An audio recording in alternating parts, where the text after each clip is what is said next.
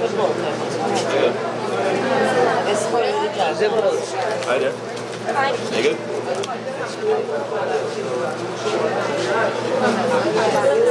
One day we'll help with it, not I'll come back and... Right? Nice job. Yeah, I'll separate.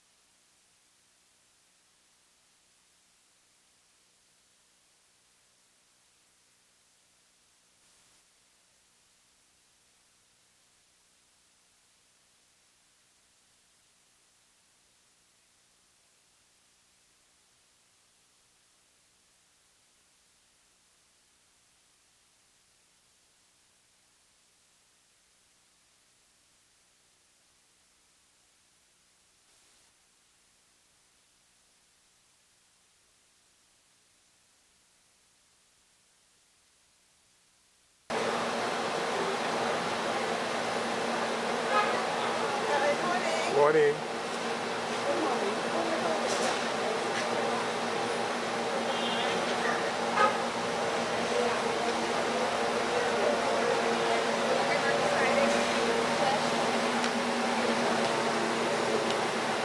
Seated before me, our media personnel and other guests, welcome. We will begin with the singing of the national anthem. Please remain standing as I invite at this time Mr. Bevel Jagroup to lead us in a word of prayer. This prayer was composed for tutor by the Interreligious Organization in November 1994.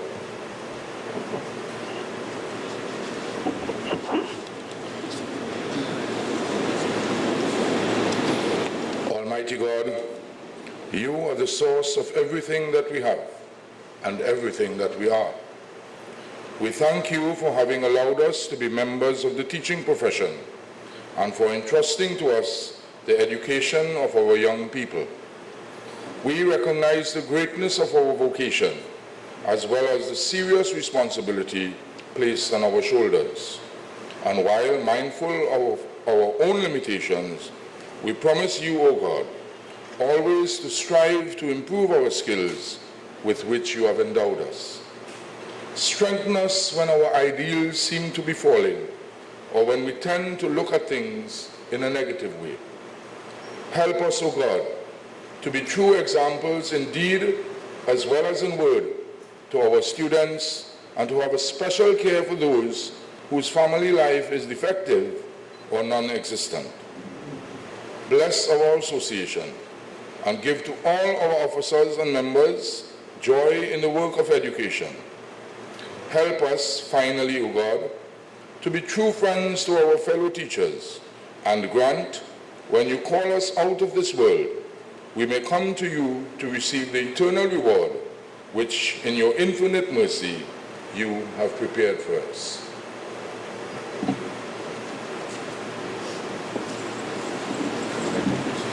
And it is my honor this morning to introduce to you a gentleman who one would regard as a loyal servant to teachers, not just in the Victoria Education District, but to all teachers. He currently holds the rank of Teacher 1 Primary and executes his duties at the Tabaquite Roman Catholic School, though he has also served in the Southeastern Education District as well.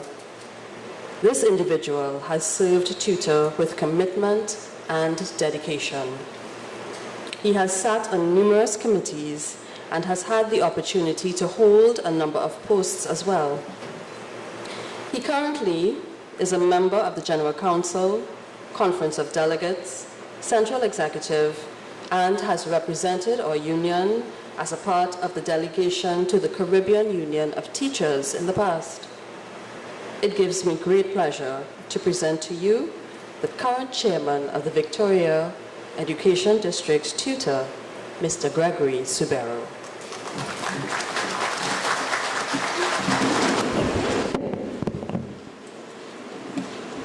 Teacher Speaker, Comrade Ozzy Warwick, President of the Trinidad and Tobago Unified Teachers Association, Mr. Lindsley A. Dudai. In the absence, the Ministry of Education. Tutor Staff Reps, Teacher of the Year, Mr. Hamzad Mohammed. Special awardees, principals, teachers, members of the District Executive, and others. A very pleasant good morning to all. And I'm going to say a very special good morning to tutor. It gives me great pleasure to see together at one location so many beautiful faces of the people that represent tutor. On every occasion I get, I like to remind people of who or what is tutor. Tutor is not just the 6 elected national officers. It is not just the district executive and DSRA made up of staff reps. Tutor just happens to be all of us as members, from assistant teacher all the way up to school supervisor. We are one team. Tutor is a democratic organization where teachers volunteer their services and are elected into office. An organization where any teacher can be like Hamzad, a Teacher of the Year, a national officer like our president right here with us today, a staff rep, and most importantly, a strong link in the chain of united teachers, where the real strength of tutor is. Not the officers in their office, but the teachers in their classrooms, principals in their office, and the school supervisors. I, speaking on behalf of the executive of Victoria District, salute you for the job that you do under various conditions of discomfort, doing the best you can with students, including my son and my daughter, of various socio-economic backgrounds and other issues too numerous to state here. We thank you very much for that. Now on to our theme, Teaching in Freedom, Empowering Teachers. I quote a message from UNESCO on the occasion of World Teachers Day 2017. Teachers are a critical foundation of every society's long-term strength, providing children, young people, and adults with the knowledge and skills they need to fulfill their potential. But around the world, far too many teachers don't have the freedom and support they need to do their vitally important jobs. Reaffirms the value of empowered teachers and recognizes the challenges many encounter in their professional lives across the globe. Apart from the teacher in Tobago who was killed on the job, we don't have to look at fear and death. But there are teachers around the world today who are killed for doing their job. They are killed by the governments at large who say, well, these people are spreading the wrong message. There's a real threat out there to teachers. That is why the theme of this year's World Teachers Day and the Trinidad and Tobago National Teachers Convention is Teaching in Freedom, Empowering Teachers. While in Trinidad and Tobago, teachers do not have to endure what many around the world do. There are hardships which we go through on a daily basis. Personally, in my classroom, at the end of the day, I am soaked in sweat. No AC, and classrooms are very hot. Not just for me, but for the children also. And to learn properly, we need to be in a comfortable situation. Victoria was given the sub-theme, Encouraging Teacher Agency, and this will also be addressed by our esteemed and knowledgeable feature speaker, Comrade Ozzie Warwick, who hails from our sister union, the Oilfield Workers Trade Union. Teachers of the Victoria District, it is with great pleasure that I stand before you as chairman of the Victoria District to guide us through today's District Convention Professional Day. I have to repeat that part, it's a professional day. I congratulate all who have made it your business to be present so that you can participate in the important discourse, so that you can interact with each other and have your mind stimulated by the offerings here today. I welcome you all and look forward to the discourse.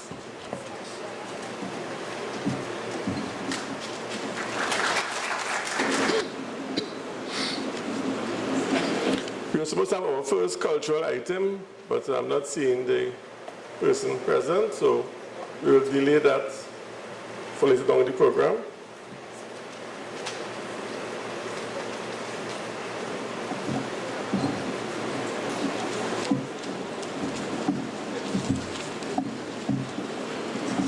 I must apologize for the program. There are quite a few mistakes along it, so follow along with me and not too much with the program. At this point, I would like to invite our president, Lindsley A. Dudai, and he has a long biography that I was able to capture here. He's the present president of Tutor, former second vice president of Tutor, former president of the National Primary Schools Principals Association, principal of Torp Trace Presbyterian School, teacher for 31 years. He's a holder of a Master's in Education, Curriculum Studies, a Bachelor of Laws Honors, a Bachelor of Education, Ed Admin Honors, and a whole lot more which I will not burden you with. I would like now to introduce our president, Mr. Lindsley Dudai.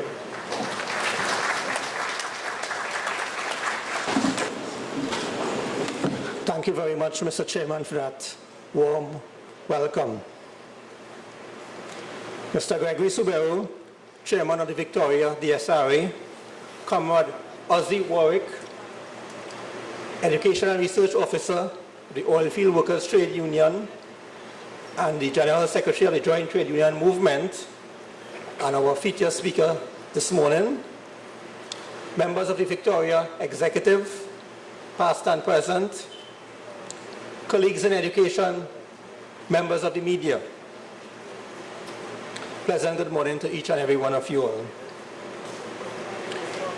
It is a tremendous honor and pleasure to bring the President's message and greetings this morning at our annual district convention. First of all, I would like to deviate from my message to thank you, the teachers, for taking the time out to be here this morning and for staying after you signed to take part in the convention.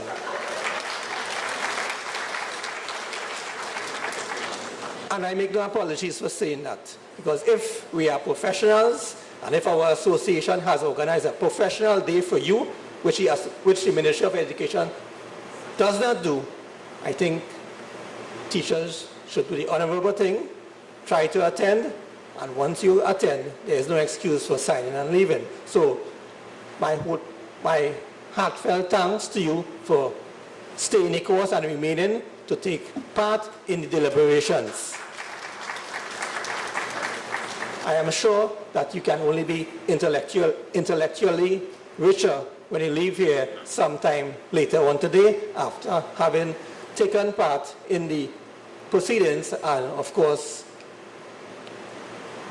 taken part in the deliberations with respect to the theme for today's professional day.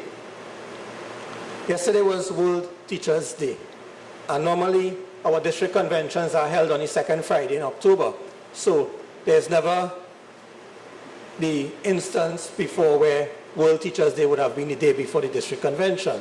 However, as you all know, because of the public holiday, the First People's Holiday, next week Friday, there was a change only for this year with respect to the scheduling of the convention. So yesterday was World Teachers' Day, and I wanted to mention, although I would have sent out in my capacity as the President of Tutor a message to teachers on the occasion of World Teachers' Day, I wanted to stop and recognize the contribution and the service that our teachers give to our country on a daily basis. And when I say that, I must add contribution and human service under very trying conditions in many instances. The chairman of the Victoria District, Mr. Subero, spoke about his personal experience at the end of the day with respect to ventilation in his classroom and the heat factor. So I must commend you, the teachers of Trinidad and Tobago, for the contribution that you give on a daily basis to our nation. And I think that no remuneration can really pay teachers for the jobs that they do. Because as we all know, teaching is not an 8:30 to 3 p.m. job, but it's a 24-hour job that we do. And I believe that it takes a special breed of a human being to become a true teacher. So I thought I would just say that before I begin my message. And while in the other districts, there are 7 other conventions taking place right now beside the Victoria District Convention, the President's message will be relayed via a video recording to those gathered. I consider it an honor, and I consider myself to be fortunate to be able to bring the President's message to you in person. This year, the theme chosen for our month of the teacher celebrations is Teaching in Freedom, Empowering Teachers. In far too many countries, teachers continue to work under very difficult conditions. Not only are their lives at risk, but also their professional autonomy and freedom to teach are hindered. Governments have an obligation to ensure that teachers are valued, honored, and respected. Valuing teachers should entail the provision of decent working conditions, well-resourced, safe and healthy working environments, professional autonomy, collegiality, academic freedom, high-quality initial training, and continuous professional development and support. Any consideration of the theme teaching in freedom, empowering teachers, must involve asking two fundamental questions. Are you, the teachers of Trinidad and Tobago, able to teach in freedom? Do you, the teachers of Trinidad and Tobago, feel empowered to do so? I can fully understand if you believe these are rhetorical questions, for in my humble view, I do not believe that teachers in Trinidad and Tobago are able to teach in freedom, nor are they empowered to do so. From my own analysis, I believe teachers cannot teach in freedom or feel empowered for several reasons. These reasons include: 1, rampant student indiscipline, more so in our secondary schools. This continues to affect the ability of our teachers to deliver the curriculum.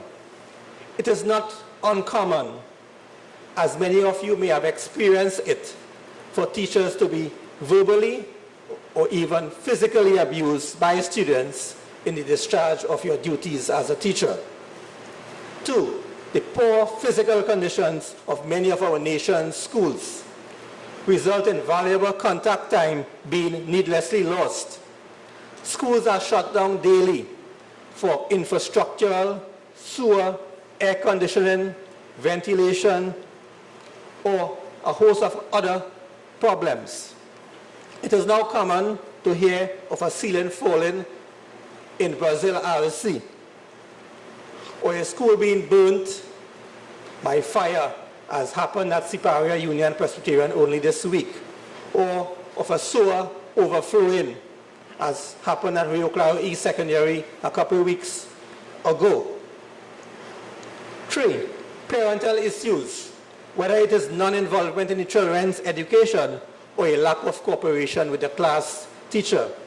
4, an already overcrowded curriculum that keeps expanding and places the teacher under increasing pressure to complete the syllabus. 5, a woeful lack of resources necessary to aid the teacher in his or her day-to-day duties.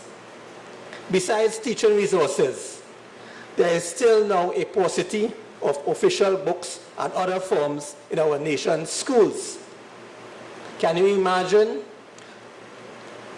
that we are ending the 5th week of the new academic year 2017-2018, and some of our schools still do not have student attendance registers, commonly known as roll books, for teachers to take the attendance of our students.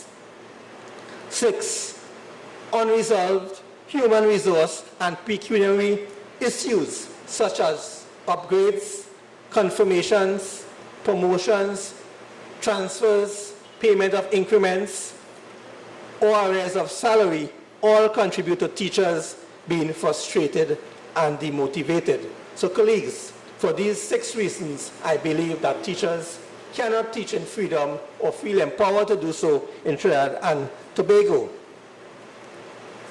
And I just want to repeat those 6 reasons very briefly. 1, rampant student indiscipline.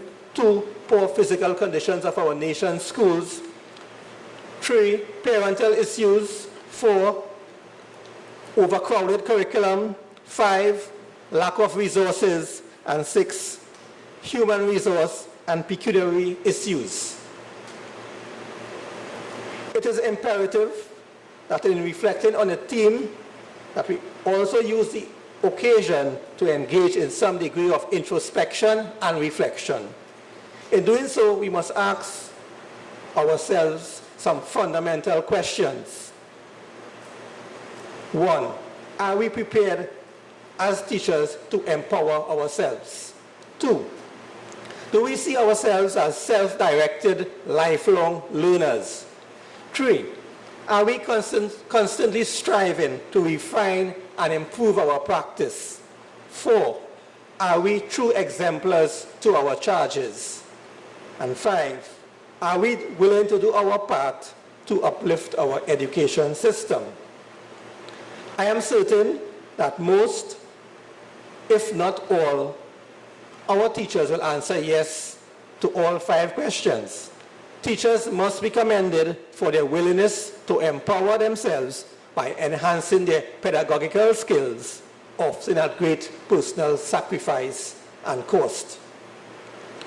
As we reflect on the theme for today's convention, we cannot forget the ILO UNESCO recommendation on the status of teachers. The recommendation noted that teacher organizations should be recognized as a force that can contribute greatly to educational advancement and therefore should be associated with the determination of education policy. This recommendation further pointed out that the key is for teachers and their unions to be directly involved in developing policy in education, including being consulted on education reforms and spending plans. Sadly, colleagues, this is not the case in Trinidad and Tobago. TUTA has complained from its inception of a lack of meaningful consultations and even of being disrespected by the Ministry of Education. What is even more disturbing now is the continuation of this lack of consultation and disrespect, even though there is now someone occupying the most influential position in the Ministry of Education who echoed these same sentiments as I am doing today while serving in the highest capacity of our association. Can you imagine that a fundamental decision such as the change of date for the secondary entrance assessment examination was made without any consultation with TUTA? Isn't this disrespect to your beloved association? And if I deviate a bit, I can tell you that when the announcement was made on Friday, the 12th of September, via a press conference by the Ministry of Education, the association became aware of this change when the media would have called to get our comment on the change of date of the SCA examination. And I firmly believe, TUTA firmly believes, that this was gross disrespect meted out to the association by the manner in which the ministry went about effecting this change of the SCA examination date. I want to reiterate the call for meaningful consultation and participation in the development of education in Trinidad and Tobago. This is even more pertinent considering the many reform initiatives that have been introduced without any clearly articulated strategic plan for their successful implementation and sustainability over time. While TUTA is not averse to initiatives aimed at improving the education system, we will strenuously object to those initiatives that are not carefully thought out and systematically implemented to ensure that all the necessary infrastructural and resource support are in place. And we all can remember the continuous assessment component. A reform that was not carefully thought out, that was not systematically implemented, where the necessary infrastructural and resource support were not in place, and where the entire initiative reeked of political expediency. The Ministry of Education must not and cannot be allowed to take us for granted. They must recognize our worth.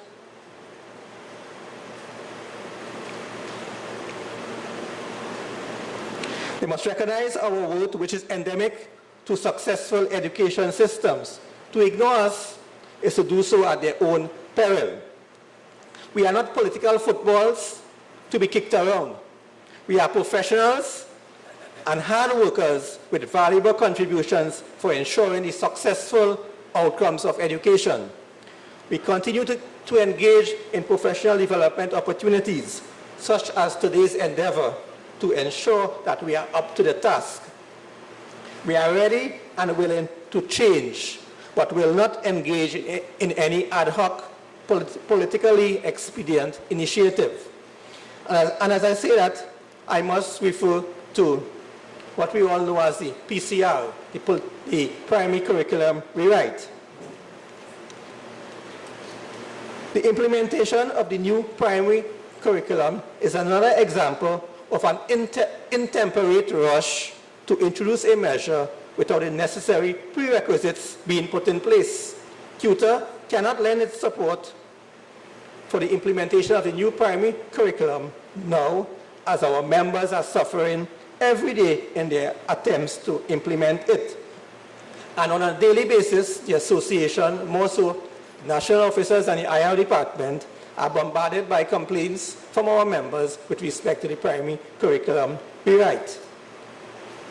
And I want to point out to you, the teachers, even to the principals who are gathered here today, that CUTA has serious issues with the primary curriculum that is being attempted to be introduced in our primary schools at this point in time. To begin with, there was a crash course in training for our teachers, and I say crash course because when the teachers finished the training sessions, they left more confused than when they went into the training sessions. We consider those training sessions merely sensitization sessions and not any pure training sessions, because teachers still continue to feel uncertain, incompetent in terms of implementing the primary curriculum, the new primary curriculum. Secondly, the principals are regarded as the instructional leaders in our schools. They are supposed to oversee the implementation of the curriculum. Principals have never been trained with respect to the primary curriculum rewrite. So if principals are the instructional leaders, they cannot function as instructional leaders with respect to the primary curriculum if they themselves do not know what is to be implemented. And I also want to point out with respect to resources. While those teachers were on those sensitization sessions, they were promised assistance with respect to developing programs of work and with provision of resources to our nation's schools. This is still to come into being. And very importantly, non-contact time. The hours of work of a teacher in a primary school are 8:30 to 11:30 and 12:30 to 3 o'clock. That's the official working hours. The primary curriculum rewrite demands that teachers do a great deal of preparation and planning to implement the thematic approach to teaching. Teachers have no time during the prescribed official hours to do that. The association has called and continues to call for the provision of non-contact time for our teachers. And unless those issues that I spoke to about with respect to proper training for teachers and principals, provision of resources, assistance in formulating the program of work, and non-contact time are provided, the association cannot lend our support to the PCR. For the longest while, the association has been attempting to get a copy of a report that the Ministry of Education that would have commissioned the School of Education of the University of the West Indies to do a review of the PCR, that initial pilot program. And the ministry has been, as we say in local parlance, dancing the association all around with respect to the report.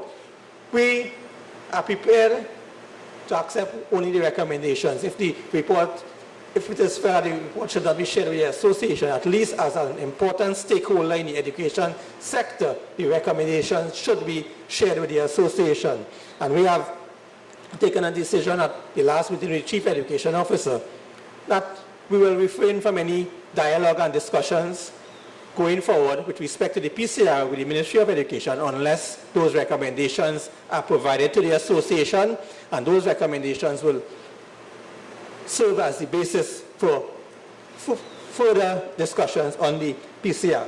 I want to let all teachers know. It was the intention of the association to put out a release and an advisory to our teachers this week with respect to the primary curriculum implementation. However, due to demands with respect to conventions this week, it was not done.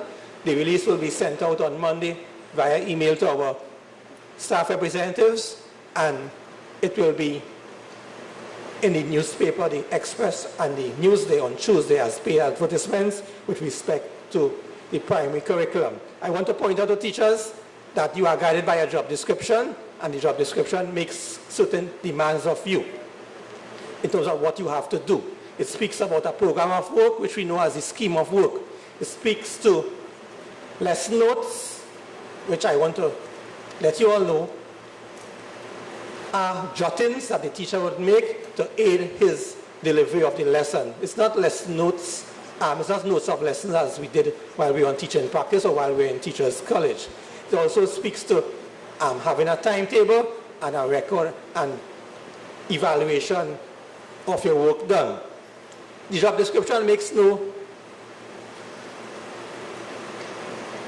allowance on, or it doesn't make it mandatory for teachers to do anything called a daily plan or a weekly plan. So I'm telling you all, if you all are being forced to do that, you all will be on good grounds to refuse to do any daily plans or to do any weekly plans. And if there are any principals in the audience, I call on you as a fellow principal, because I will not do this with my staff. Please desist from intimidating and forcing teachers to do any daily plans or weekly plans. There's nothing like a daily plan or a weekly plan for our teachers to do. There is lesson notes, which are personal jottings that they will do on a daily basis in a notebook or a copybook, and there is the record and evaluation.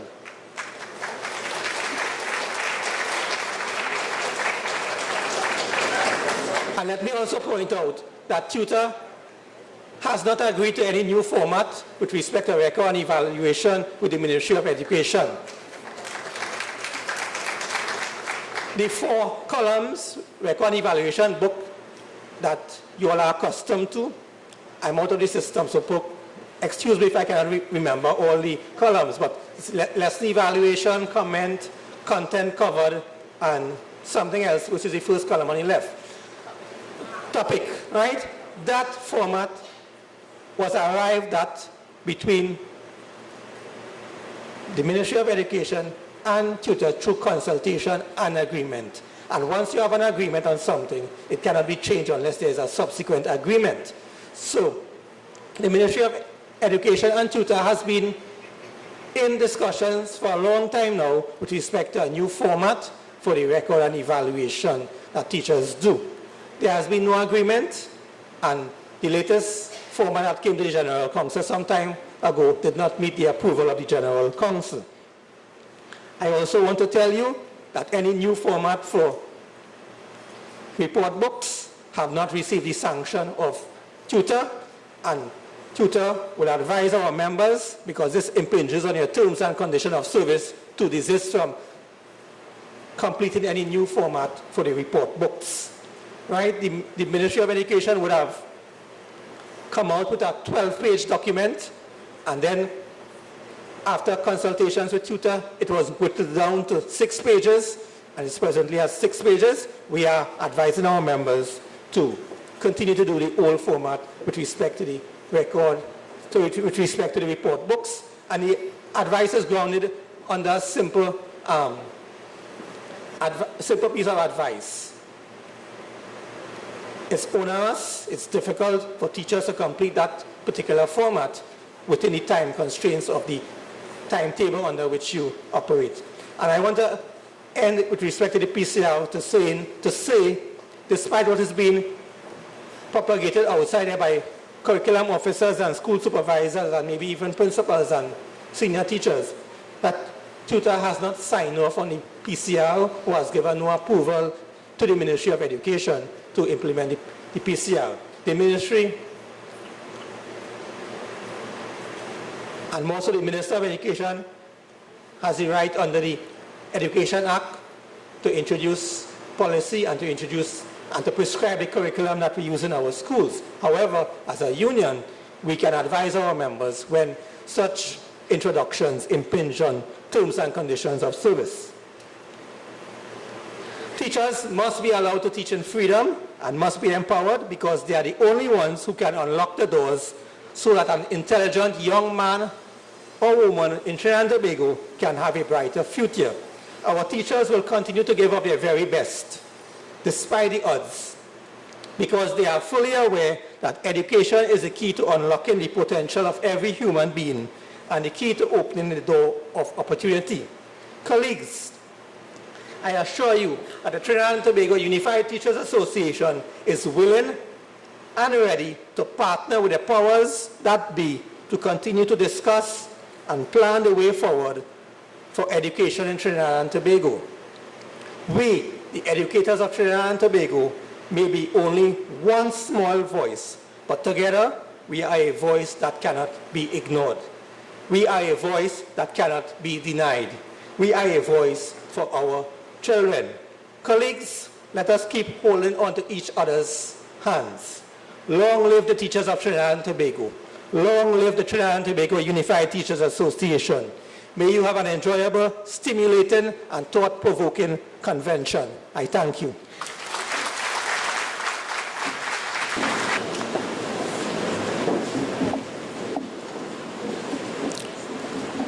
I would like to commend our president for his very vibrant speech.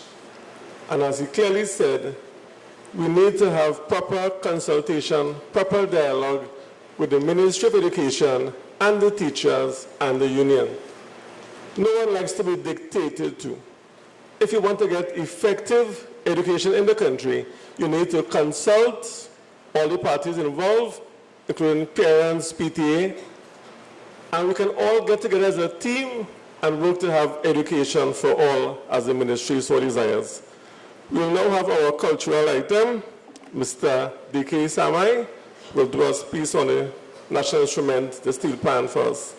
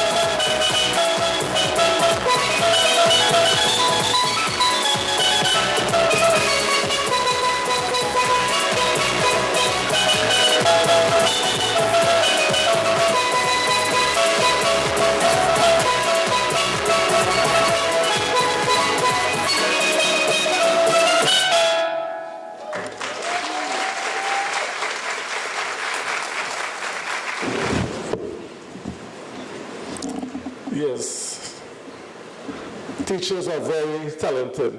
What a wonderful performance we had there. And Mr. D.K. Samai is a teacher at St. Benedict's College. He's a former winner of Victoria's District of Tutor Teachers Got Talent. And recently I have seen him popping up on YouTube. He's an actor also. So maybe soon there'll be a feature movie starring D.K. Samai. Teachers should be recognized and rewarded for their good service, and students also. And today we are awarding one teacher and one student for their excellent service to tutor. And to take charge of this, I'd like to invite our Victoria Vice Chairman, teacher at Stratford Boys RC, a very active tutor member at all levels of tutor, Mr. Bevel Jagrup, together with two lovely young ladies, Katian Headley and Alison Koshi Boucher.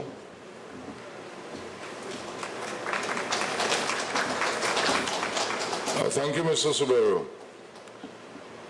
It has become customary at the Victoria District Convention that we look for people who would have made sterling contributions, be it the students, the schools, or as Mr. Subaru said, teachers who would have served the association throughout the years. Mr. Adel Coltrus is a young man, 18 years of age right now. I'm proud to say he attended San Fernando Boys RC, where I teach. And he would have represented the school at the primary school games, both at the zonal, the divisional, and the national level. He would have also represented the country through tutor at the Caribbean Union of Teachers primary school games throughout the years. After leaving San Fernando Boys RC, he would have gone on to Debe Secondary. Some of his major achievements include at the under 11 level in the 2010 games, he was both the primary school 100 and 200 meter champion. He was the Hampton Games 100 and 200 meter champion, and he was also the champion in the 100 meters, as I said, at the CUT Games that was held in St. Kitts of that year. In 2011 at the under 13 level, he was the Southern Games 100 and 200 meter champion. Again, the primary school games 100 and 200 meter champion. In 2012, he would have won the Caribbean Union of Teachers games again held in Jamaica in the 100 meters, the 200 meters, and he was part of the 4x100 meter team, which also won gold. At this point in time, Trinidad and Tobago still hold the record at the CUT Games for that 4x1 relay.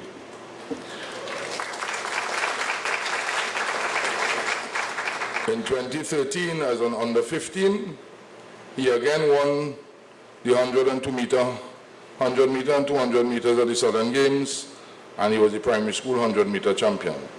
He took part in the Carifta trials, and he placed second at the under 18 level.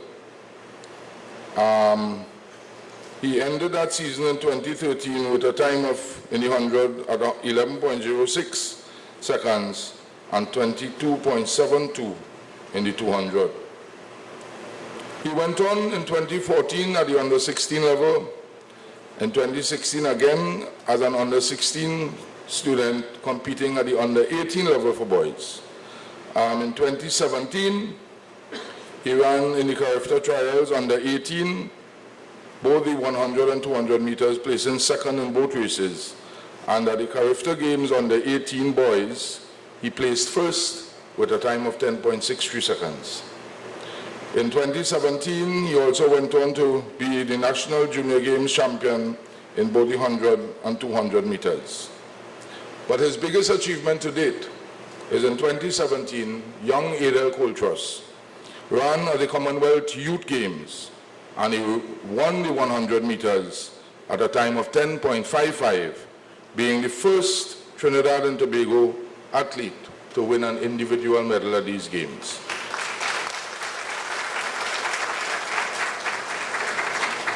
Unfortunately, he himself is not able to be with us today, but we have a representative, being his godmother, Ms. Noreen Narcis, and I'd like to call on her now to receive a token from the Victoria DSRA on behalf of Adel Coal Trust.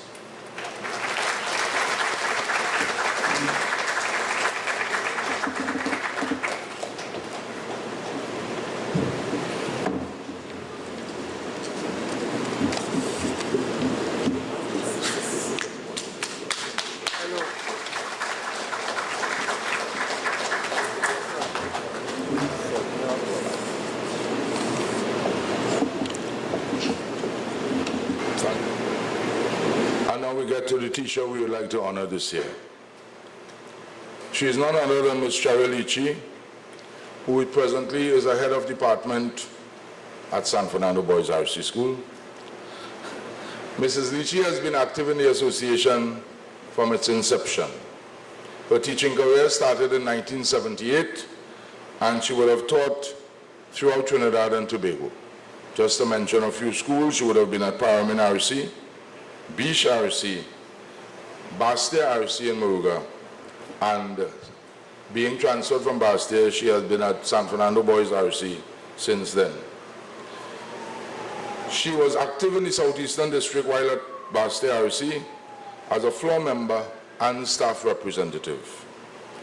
Since her assumption of duty at San Fernando Boys RC School, she has served as staff rep, floor member on the District X, at the General Council, and the Conference of Delegates level. She also served on Tutor's Special Tribunal.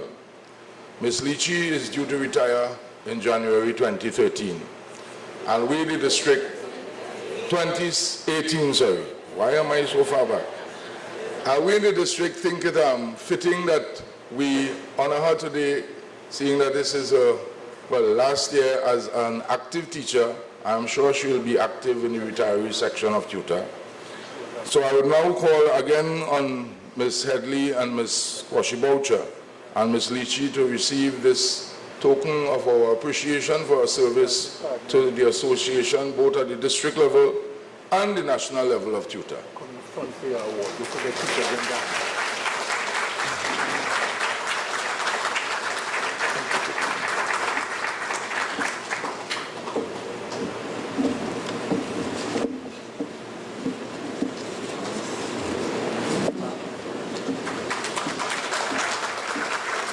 Thank you, Miss. And I thank you.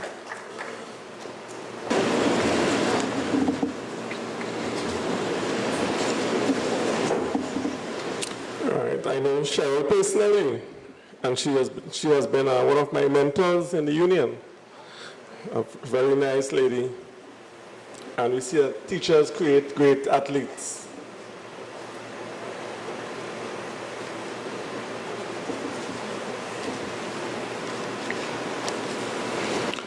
At this point, I would like to invite Ms.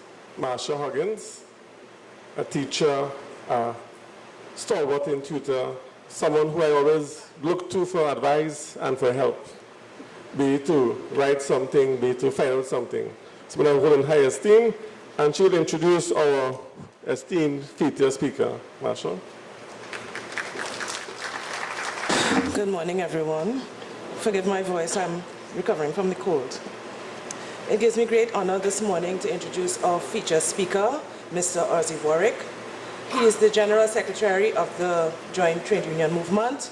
He's also the Chief Education and Research Officer, a post he held since 2009. He is also an Executive Trustee of OWTU. Comrade Ozzy is an elected member of the Presidential Council of the World Federation of Trade Unions, and is also a founding member and General Secretary for the Movement of Social Justice. He also hosts a weekly radio program called Take a Stand for Trinidad and Tobago. Previously, Comrade Ozzy has worked extensively internationally, working with organizations such as UNAIDS, bilateral organizations such as the German Technical Cooperation, GTZ, and in the Dominican Republic, as well as international NGOs such as the International HIV/AIDS Alliance. As a trade unionist, social and political activist, he has participated in numerous national, regional, and international forums, delivering and facilitating many papers, presentations, and sessions. Currently, he holds a Bachelor of Laws degree from the University of London, as well as a postgraduate certificate in human rights law and a postgraduate diploma in economic regulations. I've had the opportunity to meet him, and I've known him for quite a long time. It gives me pleasure once again to introduce to you Comrade Ozzy Warwick.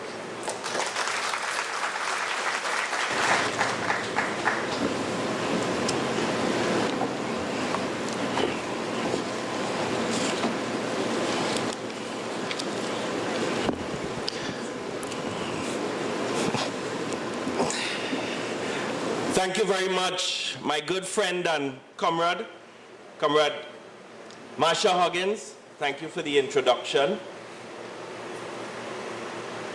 District Chairman, Comrade Gregory Subero, President of the Trinidad and Tobago Unified Teachers Association, also a good friend and Comrade Lindsay Dudai, very active member in the joint trade union movement. Teachers of Victoria District, good morning. Teachers of Victoria District of Tutor, good morning. Morning, Ozzy. I know it probably don't feel like a good morning when you went to fill up your gas this morning or last night. And just allow me a few moments, Comrade Chairman, to say one or two things about that before I get into the theme.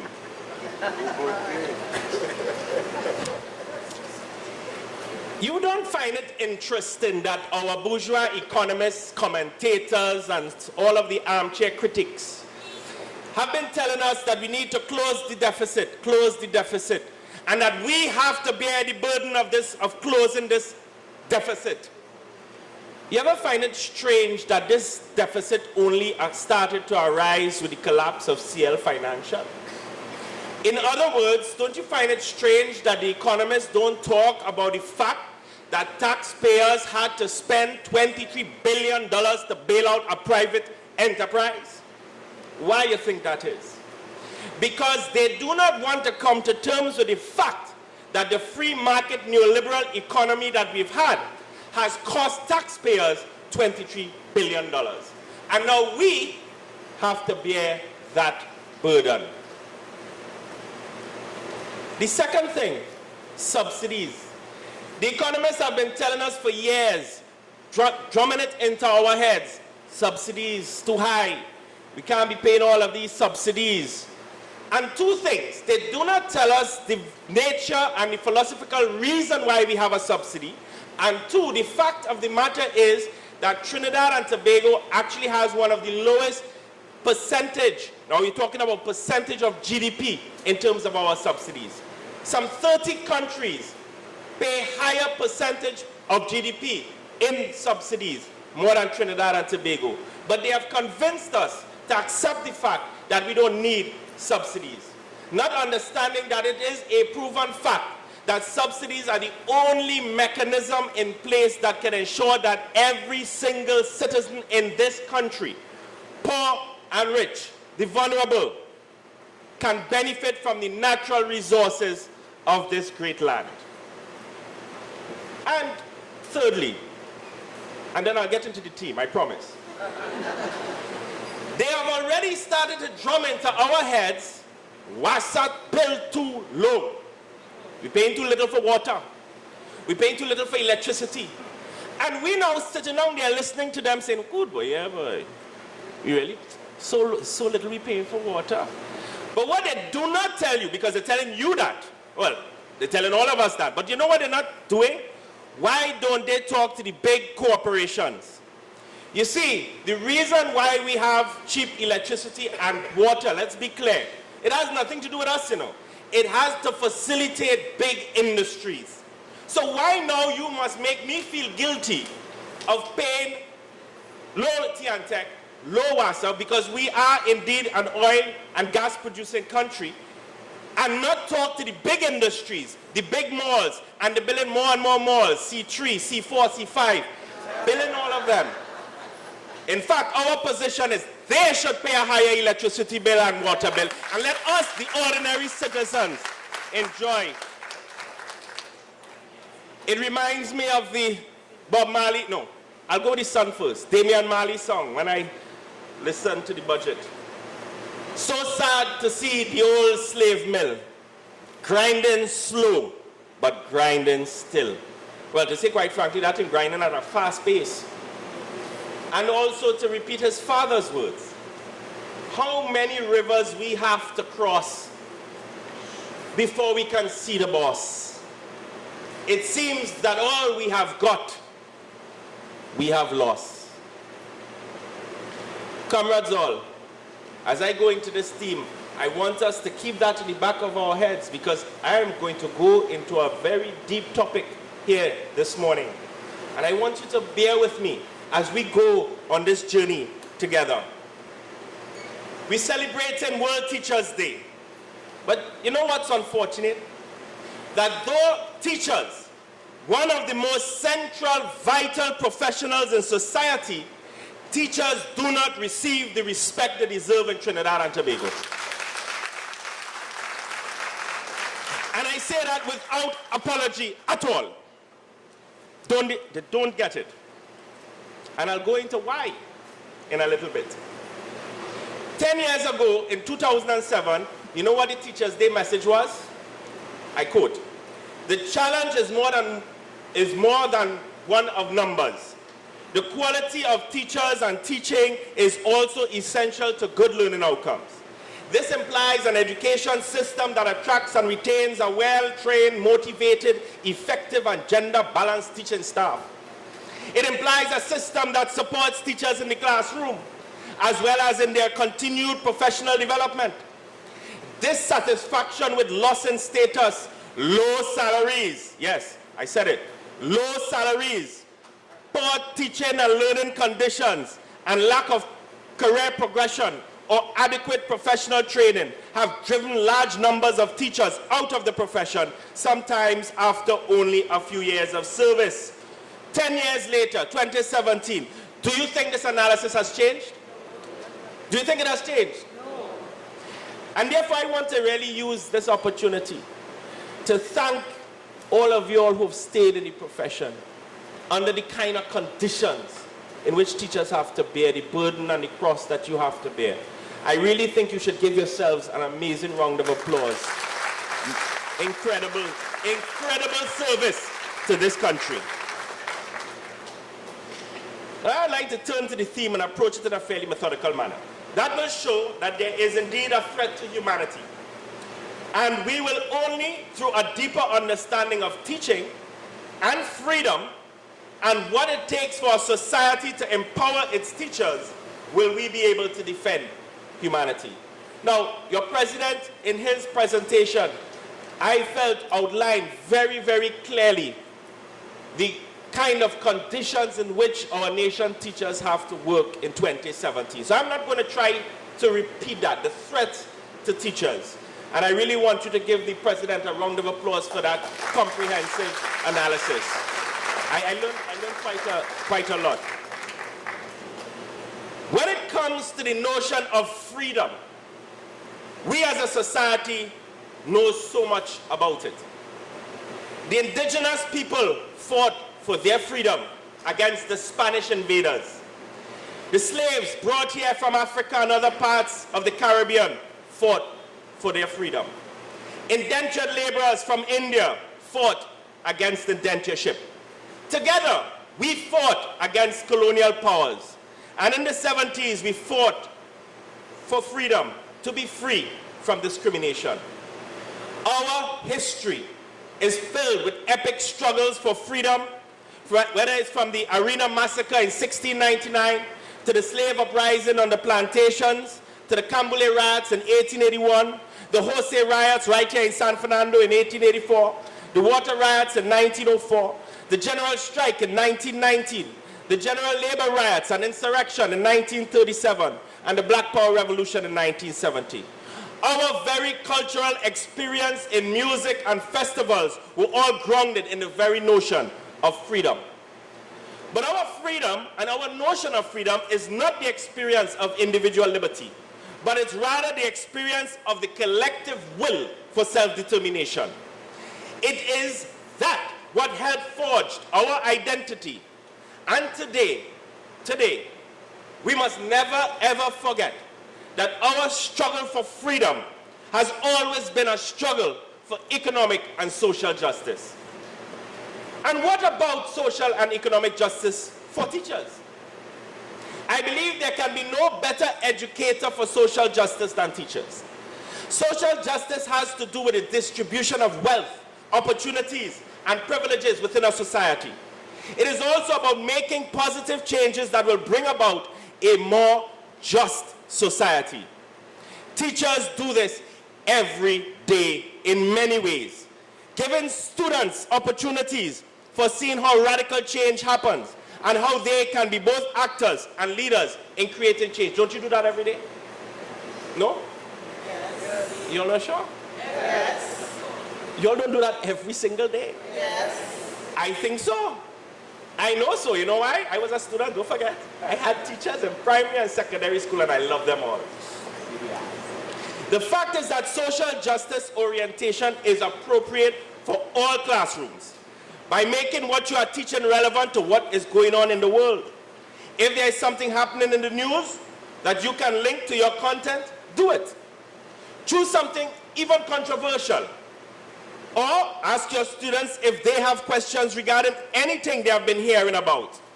Chances are that someone is going to mention protests, marches, demonstrations, or even the 1%.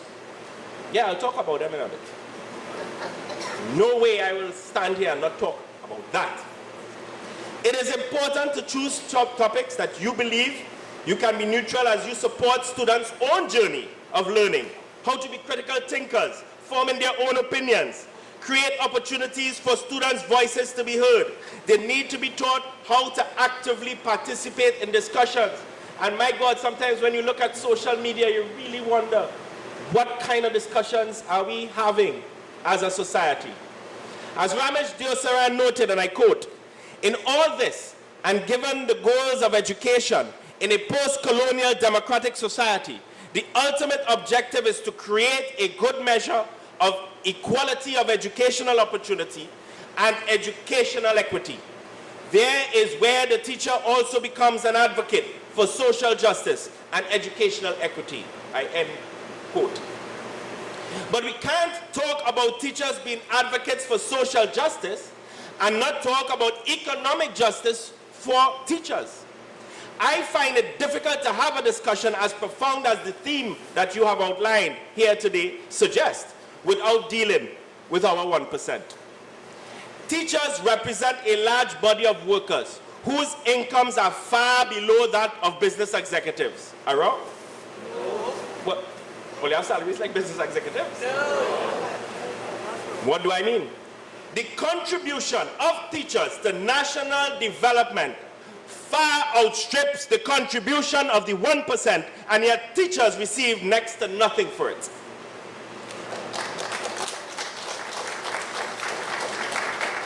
Yeah, I'm going to deal with some hard topics this morning. I spoke to a teacher who have been teaching for some 18 years, and I asked, by the way, by chance, about how many students have you taught? And her reply shocked me. She said about 500. Is that number more or less correct? It could be more.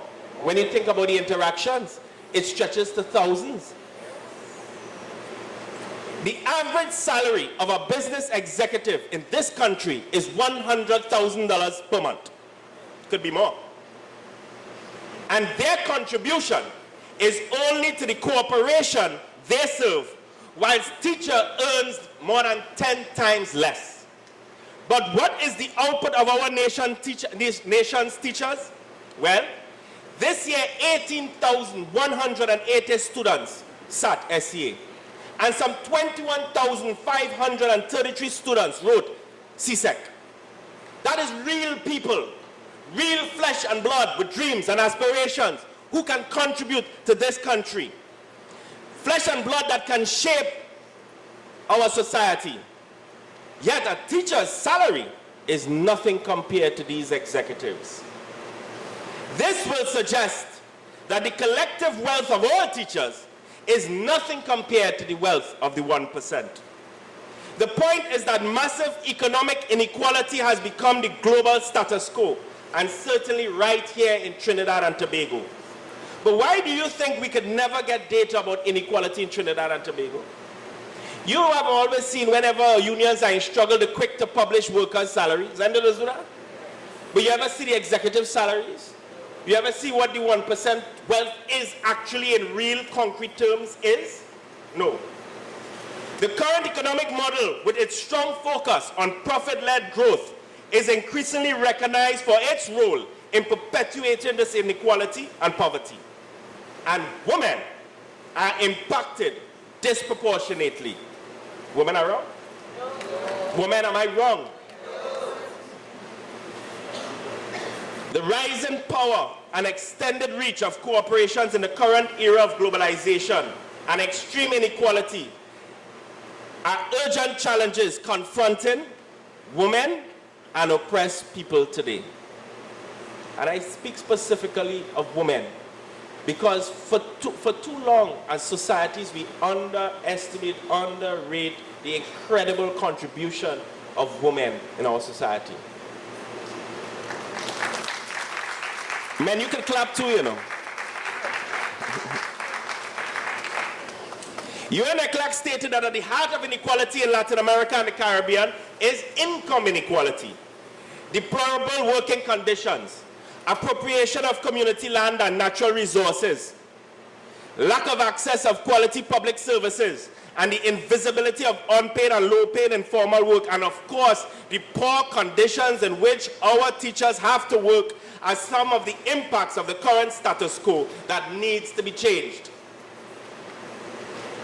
And I want to turn to our system of governance and our education system. Our education system emerged out of colonialism, just after the end of slavery. When the British captured the island of Trinidad in 1797, after 3 centuries of Spanish rule, the Roman Catholic Church and some private bodies had already attempted to start few schools by incorporating both primary and secondary education. The system of governance chosen when the British took Trinidad for this newly acquired colony was the Crown Colony system. In 1825, Williams records that there were only 6 schools in the island of Trinidad. 1 was an English female boarding school, 3 were French day schools in Port of Spain, 1 school was maintained by the Cabildo for teaching the English language, and a small day school was being operated in an Amerindian village where only Spanish was taught. Then came emancipation. Selwyn Cudjoe in his 2003 paper, Learning and Education in Trinidad and Tobago, stated, when we started our freedom ride in 1838, the British government gave £34,000 to British Guyana and Trinidad. Tobago was not yet a part of Trinidad, to be applied to purposes connected with the dissemination of religious instruction in one form or another throughout the country, end quote. In other words, when we started our educational journey, we were being shaped to be good boys and girls to serve the ideals of the British Empire and the planter class at home. In 1846, the world school system was introduced to secularize our school system. Here why? This system represented a struggle between 2 systems of production. The planter class felt that religious schooling was enough for the slaves and then the indentured laborers, whilst in the post-emancipation period, the rising capitalist class and the state felt that they needed to prepare these ex-slaves and indentured laborers to fit within this early capitalist system. By this time, we were still under the Crown Colony system of governance. But as capitalism continued its advancement, it required more and more body of workers. Then came the Keenan's recommendation in 1869 to prepare the colony to be properly integrated into the capitalist system, but only as a peripheral colony to supply raw material to the center of economic power through the plantation system. But guess what? The Keenan recommendation to reform and improve the education system in Trinidad and Tobago was not implemented. Guess why? Because of the strong influence of the planter class, the then 1%. It would take another 30 years when some reforms came in the late 1890s, because with the failure of the sugar prices, the colony required a different type of worker, but the plantation economy remained intact. The system of governance remained intact. The education system is therefore grounded in this plantation economy. The education system is not an abstraction, but key to how education is treated at a fundamental level. It has to do with how our nation's teachers are treated. If the system of governance is one whereby teachers are disrespected by the administrators and governments, are not given a voice or is not empowered, then the inevitable net effect is one that is meant to maintain the status quo of a small elite class wielding power and control over the whole society. So I'm saying that the threat to freedom to teach in teaching outlined by your president is the direct result of our system of governance. Social democracy was referred to as the golden age of modern capitalism. That changed in the 1970s with the onset of the neoliberal era that we have been living in since. And if you ask yourself what this era is, then I would answer by saying that its crucial principle is undermining mechanisms of social solidarity and mutual support and popular engagement in determining policy. But it's not called that. What it's called is freedom. But freedom in a capitalist context means a subordination to the decisions of concentrated, unaccountable, private power. In other words, party financiers. I know I ain't clapping that one, eh? That's what it means. The institutions of governance that could allow people to participate in decision-making are systematically weakened. Remember, Margaret Thatcher said it rather nicely. There is no society, only individuals. In the last 5 years, we have seen the rise of right-wing nationalism with its racism, xenophobia, intolerance, individualism, its focus on profit before people. Whether it's Marine Le Pen Front National in France, Brexit in the UK, and the elections of this wild, crazy man called Donald Trump. And more recently, the gains of a neo-fascist alternative for Deutschland in Germany. These are not accidents of history. They are the inevitable outcome of 30 years of neoliberalism. The rise of such conservative ideas, which goes against humanity, threatens the ability of teachers to teach in freedom. But to understand this link, I must take you through a dark journey of neoliberalism and its anti-democratic nature. The term is rooted in the tradition and social philosophy of liberalism, which emerged in the 19th century at the same time with capitalism. Capitalism being the economic system, and liberalism being the philosophy to support that economic system. This particular form of liberalism was a response to existing power structures of the monarchy and tyrannical regimes. It was the goal of liberalism, as articulated by Locke in 1688, to liberate the individual from the oppressive feudal system, but not liberate the enslaved from the system of slavery. But two strands of liberalism emerged. One was the laissez-faire, pursued by the Americans, and then there was something called welfare liberalism, pursued in the UK. However, the Great Depression showed the internal weakness and failure of capitalism to resolve its own internal contradictions. This led the world to shift away from this liberal capitalist model and pursue the more social Keynesian model. But there were those who could not accept this, as it stripped away the philosophy that placed the individual over the community. And so in 1938, a conference of intellectuals was organized in Paris by a French philosopher, Louis Roger, no relation to Ansel Roger. After interest in classical liberalism had declined in the 20s and 30s, the aim was to construct a new liberalism as a rejection of collectivism, a rejection of socialism, a rejection of laissez-faire liberalism. And it was at this meeting, Alexander Rostoy referred to the rejection of what you call old laissez-faire liberalism, hence ushering new neoliberalism. 9 years later, the Mont Pelerin Society was created at a conference organized by Friedrich Hayek. It was Hayek, considered the father of neoliberalism in his classical The Constitution of Liberty, that articulated the neoliberal version of freedom. It was this notion of freedom that Margaret Thatcher and Ronald Reagan used to usher into this modern age free market-driven neoliberal capitalism. But what is freedom neoliberal style or right-wing freedom? It means freedom from trade unions and collective bargaining, which means the freedom to suppress wages. Freedom from regulation means freedom to poison rivers, endanger workers, charge ridiculous rates of interest, and you're going to see rates going up when the bankers have their way in January, and design complicated financial instruments.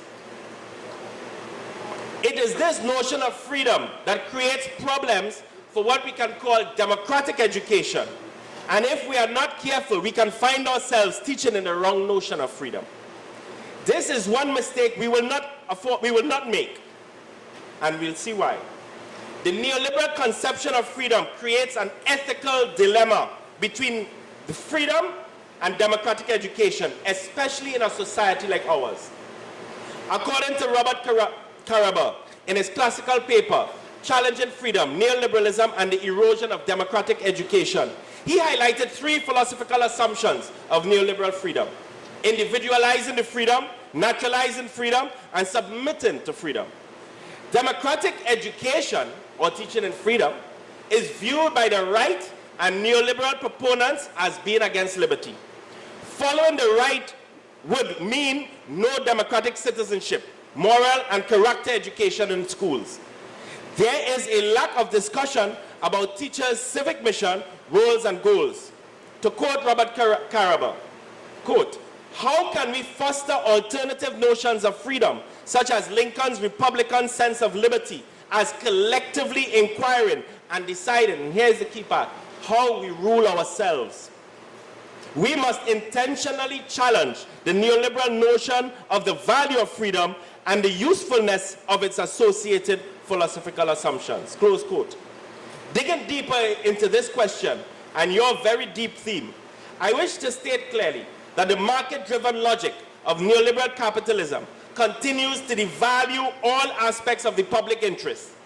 Teachers are increasingly reduced to the status of technicians, removed from having any real control over their classroom or school governance structures. What has happened is that job readiness for students is privileged over other educational values, such as identity, solidarity. It is here when I think about teaching in freedom and teachers' empowerment, I cannot help but think about Paulo Freire's critical pedagogy. According to Aronowitz, critical pedagogy helps the learner become aware of the forces that have hitherto ruled their lives and especially shaped their consciousness. It is also to help us set the conditions for producing a new life, a new set of arrangements where power has been, at least in tendency, transferred to those who literally make the social world by transforming nature and themselves. Freire was clearly of the view that what makes critical pedagogy so dangerous to ideological fundamentalists are the ruling elites, the 1%, religious extremists and right-wing nationalists all over the world and right here in Trinidad, is that central to its very definition is the task of educating students to become critical agents who actively question and negotiate the relationship of power. Critical analysis and common sense and learning are geared towards social change. One of the fundamental tasks of educators is to make sure that the future points the way to a more socially just world. In our context, it is pointing the way to a more socially just Trinidad and Tobago. This has to be taken in the context of the dominance of the 1% and their control over the future of our country. Education cannot, must not, is not neutral. Education as a practice for freedom must expand the capacities necessary for human beings to fulfill their fullest potential. And therefore, the idea that those who push neutrality about neutrality of education is only to serve the existing paradigm and the existing status quo. Education should be to ensure that the idea of creating a just and fair society is integral to democracy. Teachers are one of the last collective category of working class intellectuals, and therefore I have a profound faith in the ability of ordinary people, ordinary students taught by ordinary teachers. It is my strong belief that they can shape history and become a critical change agent in shaping our own destiny. Democratic education connects the learning process with these fundamental values of our society. It sees young people not as passive recipients of knowledge, but rather as active co-creators of their own learning. They are not the products of an education system, but rather valued participants in a vibrant learning community. Democratic education begins with the premise that everyone is unique, so each of us learns in different ways. By supporting the individual development of each person within a caring community, democratic education helps young people learn about themselves, engage with the world around them, and become positive and contributing members of society. But democratic education is not possible if teachers are not empowered. Empowered teachers must be free to exercise their own professional judgment without being restricted by others. Education researcher Frances Bollin defined teachers' empowerment as investing teachers with a right to participate in the determination of school goals and policies, and to exercise professional judgment about what and how to teach. Close quote. In this view, being an empowered teacher means that teachers In this view, being an empowered teacher means that teachers must have access to information and materials, and being free to use these resources in a way that meets student needs and targets. Empowered teachers are given the encouragement and support necessary to take risks and engage in continuous professional development while collaborating with their peers and comrades, which is essential for success in education. Being an empowered teacher means having enough resources and freedom to provide every student with the education that they deserve. The importance of empowerment is also illustrated by its role in increasing teacher motivation, improving problem-solving skills, and teaching students to become empowered, all of which are vital to improving the learning outcomes. Understanding what it means to be empowered will allow teachers to take the first step towards achieving this goal. After all is said and done, the bottom line has to be that empowered teachers will change Trinidad and Tobago.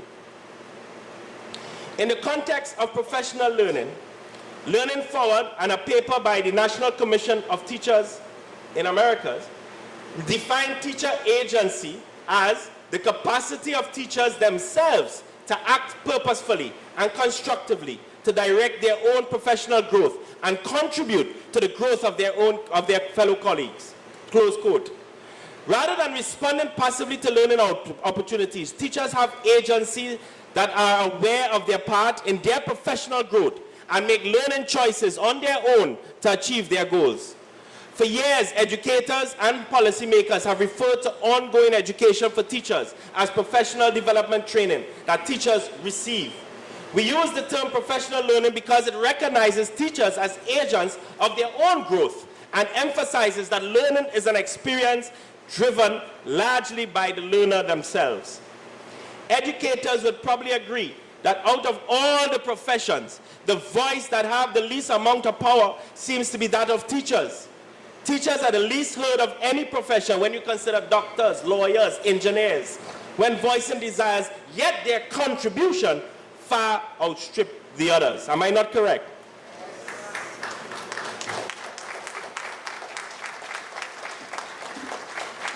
The bottom line is that teachers can reclaim their real teacher agency, their voice and empowerment. The teacher's voice, empowerment and agency is needed for the educational reform that so many desire. Can't do it without teachers. More than ever, you are the most vital, one of the most vital part of this national construct. As teachers, you have a responsibility to students and communities to share your collective wisdom. Can you imagine the collective wisdom in this room right now? To get this reform effort right, teachers has to be seated at the table, demanding the type of change that will be in the best interest of our children, your colleagues, and our countries. Nobody, absolutely no government, no administrator, no permanent secretary, no minister of education can keep teachers away from the table. Reforming this great profession is a necessary step in the development of our nation in general. We have a unique opportunity to share your stories, good and bad, in an effort to adequately prepare our students for the future that awaits all of us. Teachers' voices must be heard. This paper mentions some ways to increase teacher agency. 1, make all professional learning discussions only in serious consultation with teachers. Rethink organization of the school day, and I'm sure teachers have a lot to say about how the school day is organized, no? Yes. No? Yes. Involve and support teachers in collecting and analyzing data. Don't somebody else collect, analyze, and then tell us. Give teachers choices regarding their own professional learning. As I begin to wind down, I want to talk a little bit about teachers and revolution. When the Indian communities of Chiapas in Mexico rose in armed rebellion in 1994, they spoke boldly of values, rights, identities, and expectations. Their language struck a chord for most Mexicans, for it was the cultural legacy of the revolution of 1910. Mary K. Vaughan, a researcher, analyzed the educational effort of the state during the 1930s, locating it within the broader sweep of Mexican history to illustrate how the government sought to nationalize and modernize rural society. Vaughan focused on activities in rural schools where central state policymakers, people of the countryside, and teachers came together to forge a national culture. Cultural politics and revolution clearly shows the role of teachers in expanding the social arena in which culture was constructed and contested.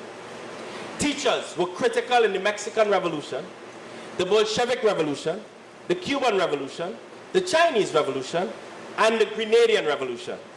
And in the recent Arab Spring, and more recently in the Arab Spring, and right now as we speak, teachers are playing a critical role in reshaping Venezuela, Bolivia, Ecuador, South Africa. Education has played an important role in these uprisings throughout the world. These revolutions were not propagated by simply well-educated youth. These uprisings were spurred by the needs and demands of poorly educated youth whose knowledge and skills did not meet the demands of a rapidly growing capitalist world. Trinbagonian Bruce Paddington wrote an excellent article entitled "The Teacher as Revolutionary." And he said, I quote, "As a student in London, I visited the grave of Karl Marx in Highgate Cemetery. The following words taken from Marx's famous thesis on Feuerbach were engraved on the tombstone. The philosophers so far have only interpreted the world. The point is to change it." Close quote. Many, and I continue his quote, "Many people, especially young people, are very aware of the many problems that exist in the world and in their country and want to do something to improve the situation. But how can they make a difference? One way might be to become a teacher, a revolutionary teacher, as teaching provides the opportunity to make a profound difference in the lives of young people and a significant impact on the society. Close quote. Let us look at the role of a teacher, who functions as a virtual and surrogate parent, providing guidance and advice to those under their charge, playing a critical role in character formation and the development of value systems. Isn't that all the things that you do? It's not just teaching math, English, social studies, and so on.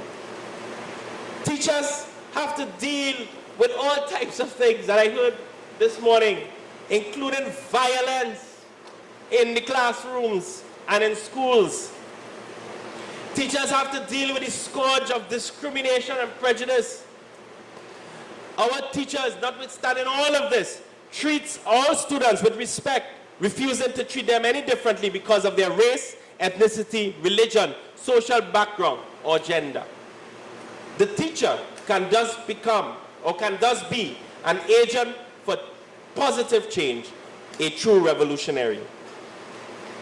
In conclusion, given the rise of neoliberalism and its threat, it will be our teachers, liberated through empowerment and teacher agency, who will prepare our society to follow our own destiny. We only have to look at our own contradiction in Trinidad and Tobago to know that neoliberalism has failed us. Between 2000 and 2015, this country has spent approximately $750 billion, and yet we rank low, holding 59th place in the Human Development Index. In addition, we have spent over $50 billion on education, and can we clearly see that the state of our schools and the terms and conditions of our nation teachers, does that reflect the investment? No. It does? No. It is in this context that the Joint Trade Union Movement and the Oilfield Workers Trade Union support the Trinidad and Tobago Unified Teachers Union in their struggle, Teachers Association, in their struggle for better terms and conditions for our nation's teachers.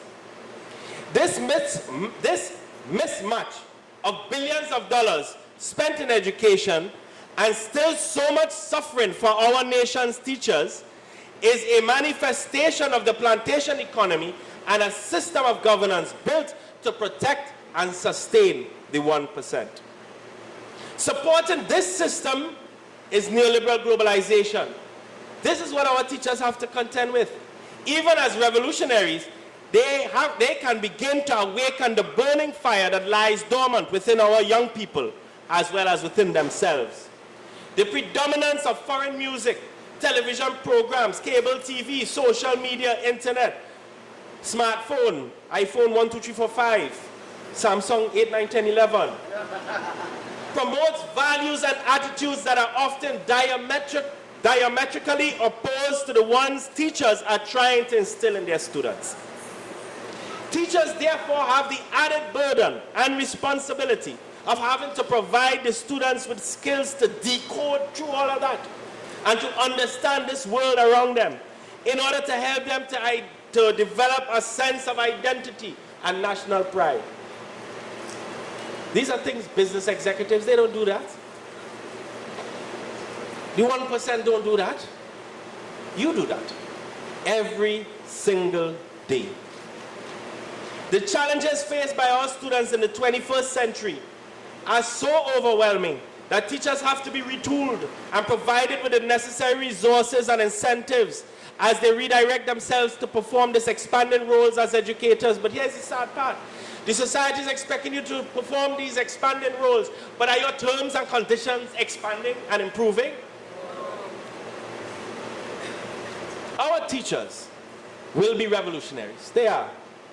In the battle to ensure that our young students become valuable citizens in a new, just, caring, and tolerant society.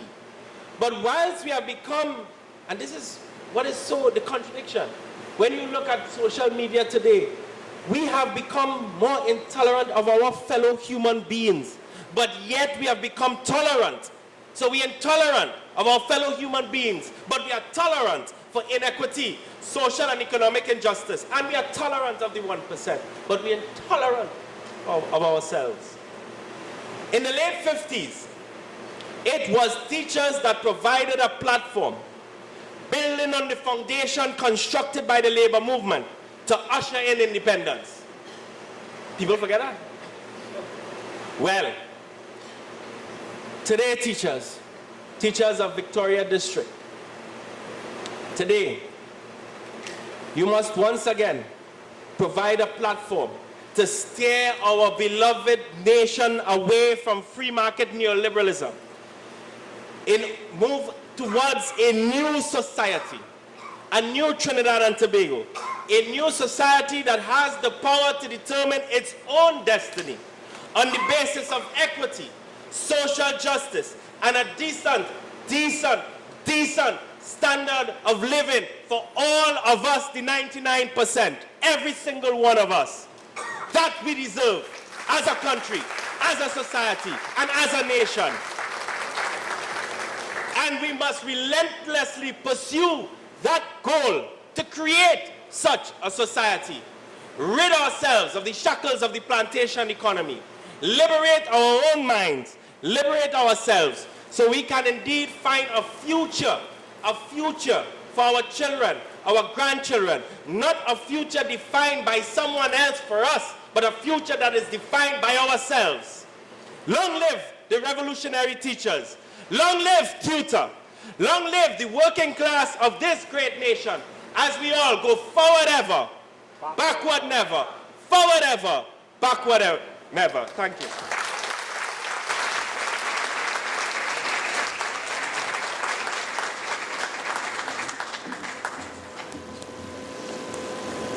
Yes, and we did make a good choice. We have a powerful speaker. And if I can summarize a little of what he said, just a little of it. Teachers have always led change in society. Empowered teachers will change Trinidad and Tobago for the better.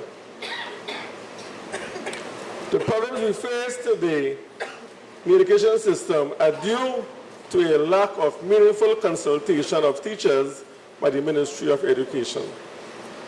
I would like to invite our Secretary, Ms. Susan Joseph Moore, to do the vote of thanks to our featured speaker.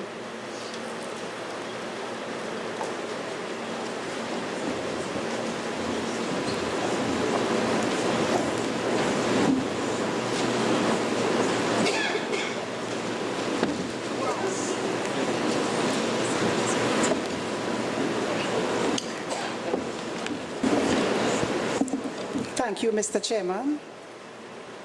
Featured Speaker, Comrade Ozzie Warwick, President of the Trinidad and Tobago Unified Teachers Association, Mr. Lindsay A. Dudai,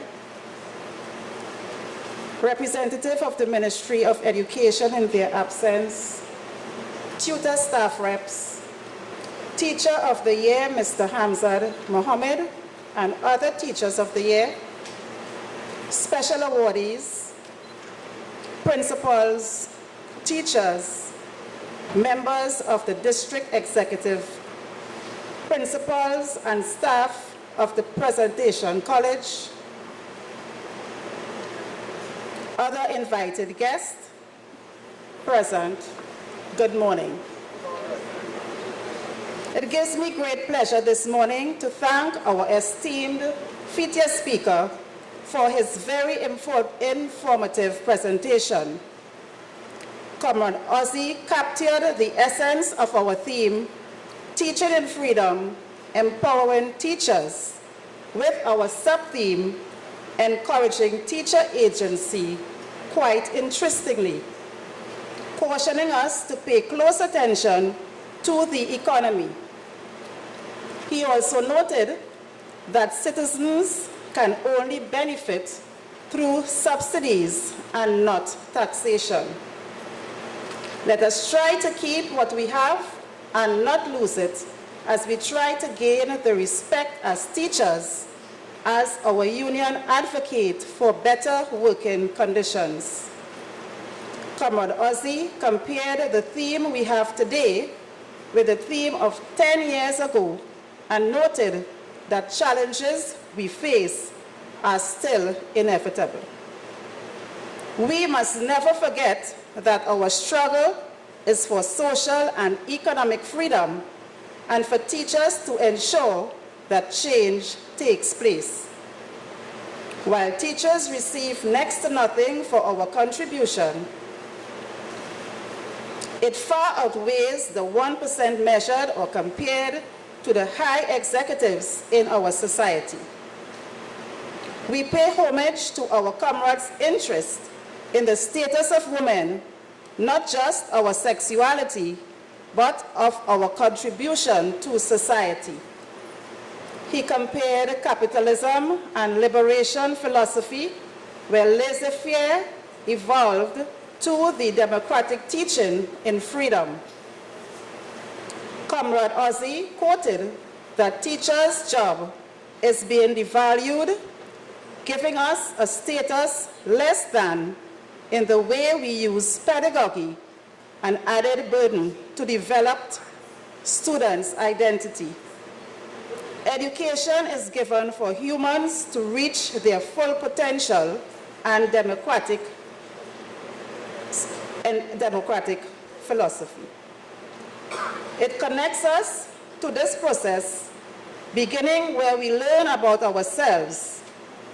Teachers, he noted, in order to teach in freedom, must be free to express and exercise our own potential judgment.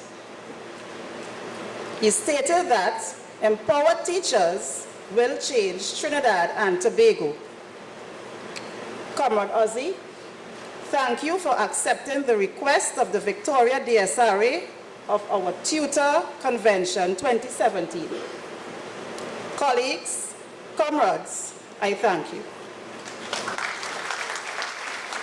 I'd like to invite Ms. Alison Corshi-Boucher, who was imported from Tobago just to come to Trinidad to teach fast. We know she's such a talented teacher, to present a token of appreciation to Mr. Ozzy Warwick. Comrade Ozzy Warwick.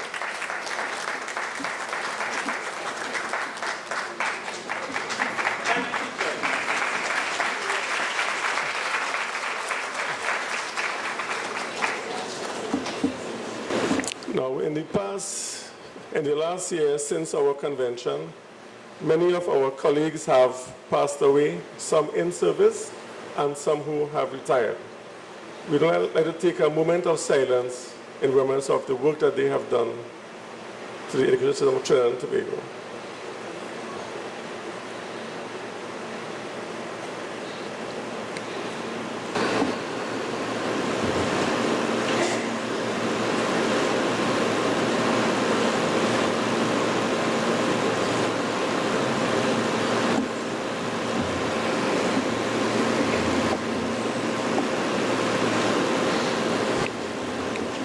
Thank you.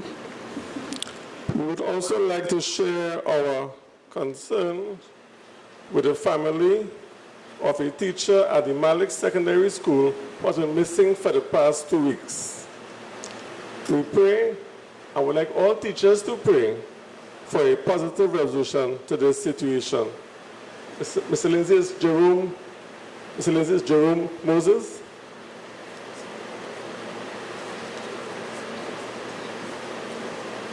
Moses Edmund, sorry about that. Some here with us today. As I say, once a teacher, always a teacher. I'd like to thank the principals who have chosen to attend the function with us, because principals are also tutor members, and this is also a professional day for teachers, for principals, sorry. Although I'm hearing that some principals are asking teachers to come to school and sign. I don't understand that, but we have them in our midst. We have some former teachers of the year present today. We have Mr. Nicholas Cooper-Neves. Can you stand, please, Nicholas? Ms. Indra Ramsingh Jofa and Mr. Eugene Norville.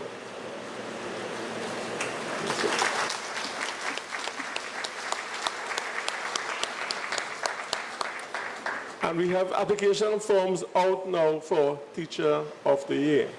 And this is open to all tutor members. It's not just for people in the executive. Once you're a tutor member at your school, you can qualify. Look at the form, see what you need, fill it out, and we will get at least 100 people applying for Teacher of the Year this year, so we can choose from them. If you don't apply, we will know who you are. We'll be able to recognize you. Your colleagues, they know how good you are. Please, colleagues, if you have a good colleague who's an excellent teacher, please recommend them for a Teacher of the Year and apply. We have 2 booths with us today because, again, it will provide extra at our convention. One we have is from Guardian Life. We have Ms. Debbie Mohammed and Sandra Maraj. They have over 20 years in the financial industry, both in banking and insurance industry. And they like us to share with you all that this is Cancer Awareness Month, and they are especially dealing with breast cancer. They are at the back and willing to provide additional information, and they are linked with pink hibiscus. And cancer knows no age boundary. A colleague of ours from Southeastern District is in America right now. Her 6-year-old daughter has cancer all over her skin. The bill so far is over $1 million. Fortunately, the Ronald McDonald Foundation has agreed to cover the cost for her. So cancer is a very scary illness, and I have lost a good few friends with cancer. So let's make Cancer Awareness Month our duty. There's another booth at the back. Sorry, this was outside on my right, on your left. It's Phillips Educational Supplies, Kids Decorations, and Learning Resources. And they will also offer a door prize to one of their customers. So we shall leave your name and number with them and address. So if you win a door prize, we can get a door prize to you. Now, the majority of the teaching profession is women. And tutor has an arm which deals with women. And I would like to invite 2 members of the Status of Women Committee, Ms. Indra Ramsingh Jofa, who some people in the union call my mother. Indra has been a long-standing member of tutor from, like me, from Southeastern, and now in Victoria. She has retired and is enjoying her retirement, but we still use her because retirement doesn't mean that your life has ended. Your knowledge, your experience is there. I would say we have a nice young lady, Carol Sirinarain.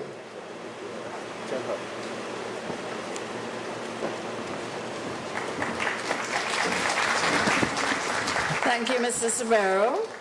Good morning, all.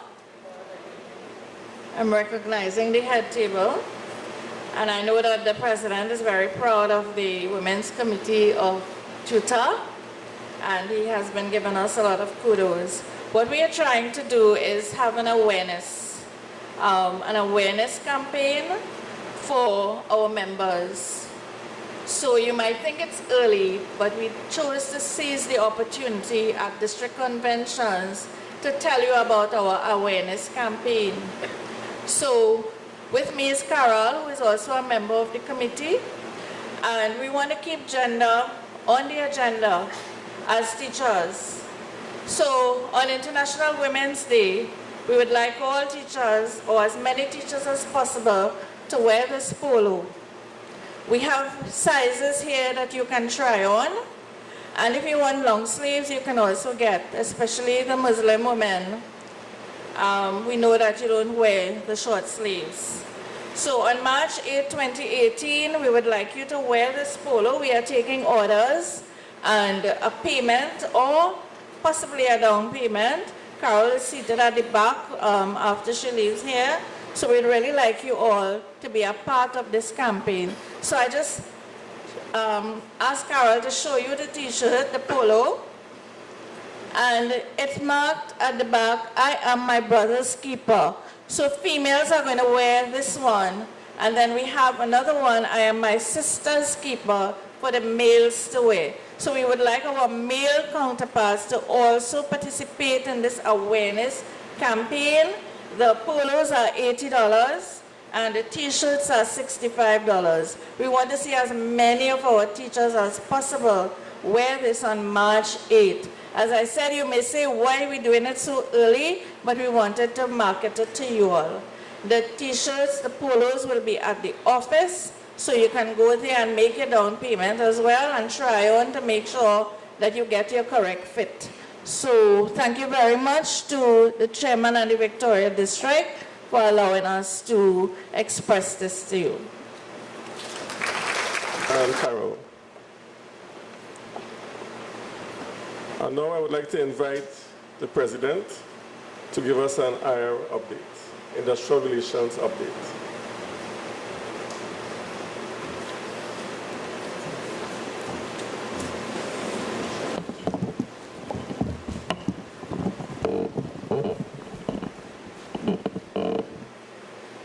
Thank you very much, Mr. Suberu. All previous protocols are observed.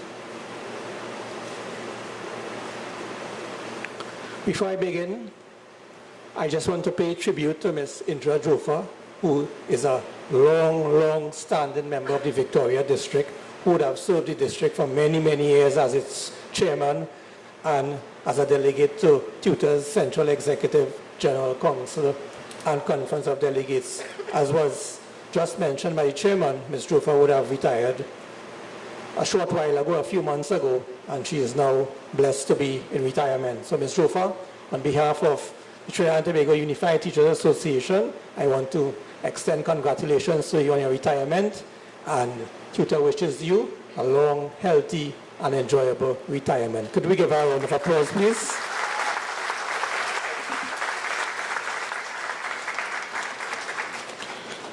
I also want to deal with another matter before I get into the IR update.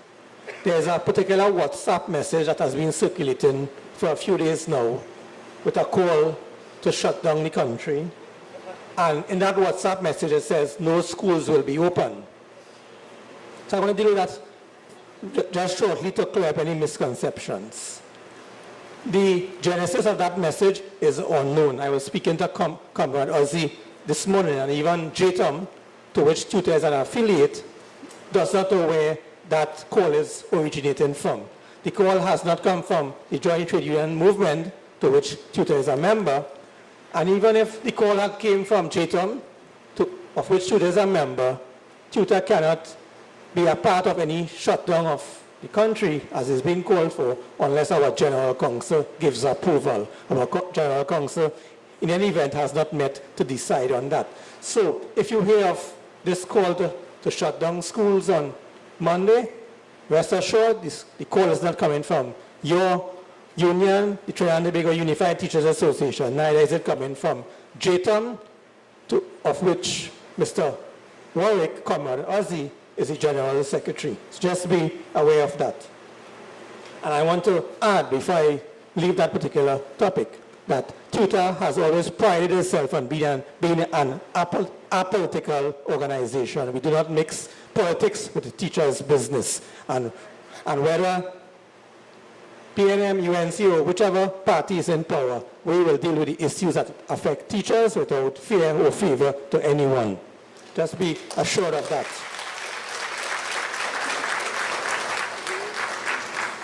I know many of you all would have come here wanting to hear about salary negotiations. September 30th, 2017 would have signaled the end of the negotiating period for which we have outstanding salary negotiations. I want to remind you all, as you all should have known or should know, that negotiations were submitted since November 25th, 2015. For proposals were submitted since November 25th, 2015 for the period 1st October 2014 to 30th September 2017. So we have come to the end of that period and we have had no negotiations. The association made a conscious effort to submit its proposals early to avoid having to negotiate for salaries out of the negotiating period. However, despite our best efforts, this did not transcend into what we really wanted with respect to negotiations within the period. The association has made many attempts to have the chief personnel officer commence negotiations. The efforts have been through telephone calls, through correspondence to the chief personnel officer, even to having meetings with chief personnel officer to commence negotiations. At all instances, we were rebuffed with the comment that the chief personnel officer is awaiting a mandate from the government to begin negotiations. So the chief personnel officer has had no negotiation, has had no mandate from the government as yet to start negotiations. I was privileged to be part of the JTAM delegation that attended 2 meetings with the Prime Minister on the 23rd of August and on the 13th of September. And at both those meetings, as Comrade Ozzy will bear me out, the Prime Minister pointed out to the fact that the government was having great difficulty in paying the current salaries of public servants and teachers. It also was pointed out, I picked up at some time this week by the Finance Minister that on 4 occasions the government would have had to borrow to pay the monthly salaries of public servants and teachers. Notwithstanding that, tutor would continue to push for the commencement of negotiations. We understand the economic situation of the country, and during the time from the last settlement, we had a settlement in December of 2014 to now we have had 3 budgets, and in all those budgets, I believe the standard of living of the teacher has been slowly being eroded. So we need to have our negotiations to try to maintain our standard of living that we were accustomed to since when we got the last salary negotiations. My take on it is that this year's salary negotiations is now bigger than tutor. I don't know if Comrade Ozzy will agree with me, but I think it's an issue for the joint trade union movement, and an issue that we have to deal with going forward, how we treat with salary negotiations, because it's an issue that does not only affect tutor and teachers, but it affects other workers in other unions. And I believe that the joint trade union movement would at some point in time would have to adopt a position on how we go forward with respect to salary negotiations for workers for outstanding periods. So we are now into the period of 2017-2020, and we are still to be compensated for labors that would have been expended for the period 1st October 2014 to 30th of September 2017.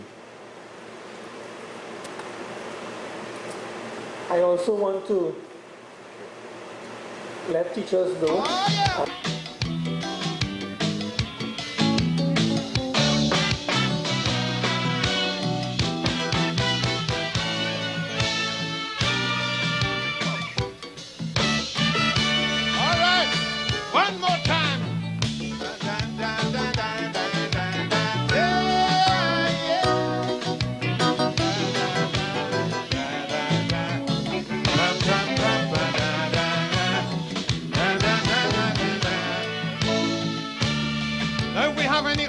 Folks here, sing the chorus. Education, education, this is the foundation. Our rising population needs sound education to be recognized anywhere you go. You gotta have your certificate to show to enjoy any kind of happiness. Knowledge is the key to success. Children go to school and learn well. Otherwise, later on in life, you go get red. Without an education in your head, your whole life will be your misery, you're better off dead.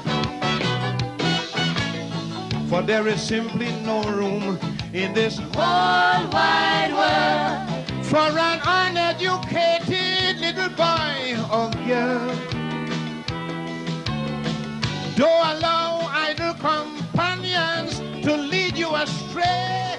To earn tomorrow, you got to learn today.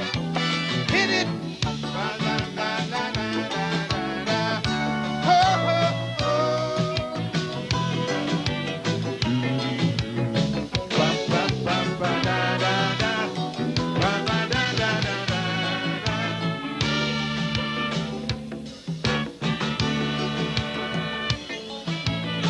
For employment, yes, employment, you must be intelligent.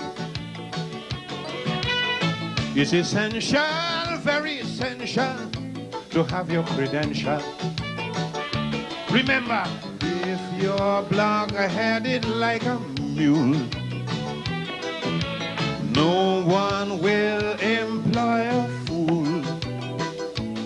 You will be the last one to be hired, and the very first